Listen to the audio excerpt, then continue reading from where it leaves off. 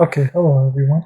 We are working on this HP model 15BN070WM. I've done most of the steps just so you don't have to watch me, kind of like this.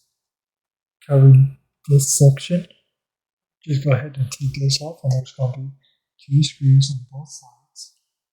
Then remove all these screws. There's none in the DVD drive tray.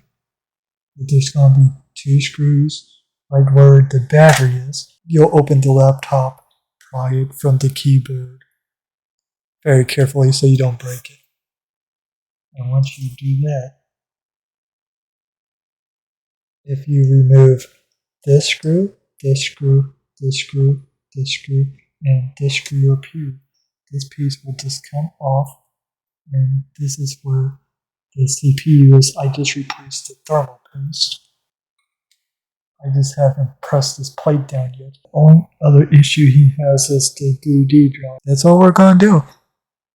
As far as this video, fixing the DVD drive after I figure out what's wrong with it. He wants me to do a virus malware cleanup, make sure there's nothing on the inside. Basically, just a tune-up. Okay, I am back. I'm going to turn this section back on. There's no particular certain way to do it, but the best way is install pattern. But I would recommend after you put like 2 of these in, go up, put this in, just to make sure it lines up. So when these are put in, there's no shifting, and you have to try and fix it to get the screw to line up here.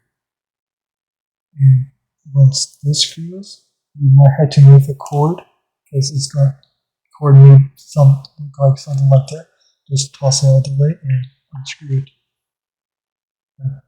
I'm going to put this case back together and call it there.